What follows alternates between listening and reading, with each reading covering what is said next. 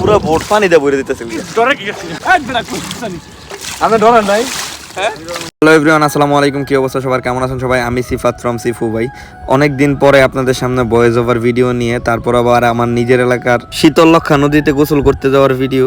যদিও এই ভিডিওটা করার কোনো প্ল্যান ছিল না, তারপরেও ভাবলাম আপনাদের সাথে শেয়ার করি। জায়গাটা এত বেশি সুন্দর ছিল যে শেয়ার না করে আর পারলাম না। আজকে এত বেশি গরম পড়ছে, যার কারণে আমি বাসার মধ্যে বের হয়ে গেছিলাম এই জায়গাটাতে গোসল করার লাগে। আর শুনছি এই জায়গাটাতে নাকি এত সুন্দর, মানে বলার বাইরে।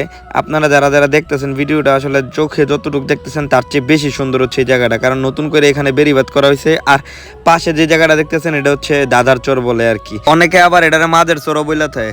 জায়গা আমরা ছোটবেলাতে মাঝের চরই শুনছি। এটা কাপাসিয়া উপজেলা তারাগঞ্জ গ্রাম আর রানীগঞ্জের মাঝখানে পড়ছে আর কি।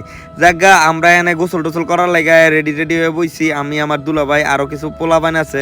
যদিও আমরা এমন একটা টাইমে গেছি, যেই টাইমে হইতেছে পুরি সিঙ্গারা খাওয়ার টাইম। আর যেহেতু পুরি সিঙ্গারা আমার ফেভারিট, আর এইদিকে রায়হানাও পুরি সিঙ্গারা পানির বোতল টোতল বাজার থেকে কিনা লই আইছে, যার কারণে আমরা বেশিক্ষণ দেরি না করে খাওয়া দাওয়া চেষ্টা করেই আমরা পানিতে নামার লেগে প্রস্তুত হইতেছি। পানিতে নামার সময় দেখলাম যে সুন্দর করে একটা সিঁড়ি দেওয়া, মানে যেই সিঁড়িতে একদম আপনি নদীতে নামতে পারবেন। আসলে এত সুন্দর জায়গা আমি খুব কমই দেখছি, তারপরে আবার নদীতে নামার লেগে এত সুন্দর সিঁড়ি, এটা তো আসলে অকল্পনীয়। আসলে এই জায়গাটা হইতেছে বেড়িবাঁধ দেওয়া হয়েছে, কারণ বর্ষাকালে এনে পানি বাড়লে রাস্তার নাকি ক্ষতি হয়, আর আশেপাশে পানি ঢুকে যাবে, যার ভয় হইতেছে এনে বেড়িবাঁধ দেওয়া হয়েছে। আর বেড়িবাঁধে সুন্দর করে মানুষ গোসল করার লেগে এই সুন্দর সিঁড়িগুলা করা হয়েছে।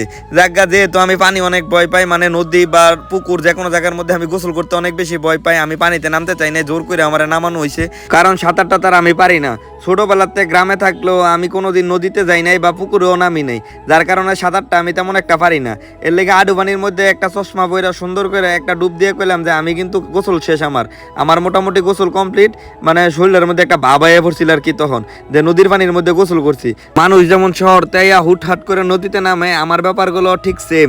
নদীতে নামার সময় আমিও এমন। আসল কথা আমি একটা ব্রয়লার মুরগির মতন আর কি। তো দুলাভাই কইলো ল একটা ডুব খেলা খেলি, এই কেডা কতক্ষণ নদীর মধ্যে ডুবতে থাকতে রে। এর কথায় রাজি হতো, আমি পুরো বিপদে পড়ে গেছি, কারণ তাইনের লগে তো আমি পারতাম না, কারণ আমি সাঁতার পারি না। নিচের আমার খালি টানে আর উঠে উড়ে এলাই। আমি কি করতাম, আমি তো ঠিক ওই খেলার মধ্যে জয়েন করছি, না পারলে কি আমার দোষ নাকি? জাগা ডুব ডুব খেললা, এখন হুটহাট করে মন চাইলো তাইনের যে চলো তোমার হলো একটু ঘুরাই, কিন্তু তুমি তো সাঁতার পারো না, তোমার লাগে আমি নৌকার ব্যবস্থা করছি। এই নৌকাতে আমরা হেফার যামু, ঘুরমু, ওই জায়গাটা দেখামু। আসলে ওই জায়গাটা হইতেছে দুই সাইডটা নদী গেছে, মধ্যে একটা চরের মতো হইছে। এটা আসলে অনেক বিখ্যাত এই এলাকার, এটারে মাদের চর বা দাদার চর কইলে সবাই চিনে। যাক নৌকা টোকা লয়েছে, এখন নাকি আমার ঘুরাইতে লয়ে যাইবো। ভাই এই দরটা ডরাইছি, পানি উঠতে বসে দিতে থেকে আমি ডরেন নাই। ডরাই কিসে ভাই? যে পানি উঠতেছে না, পুরো ভোট পানি দিয়ে ভরে দিতেছে।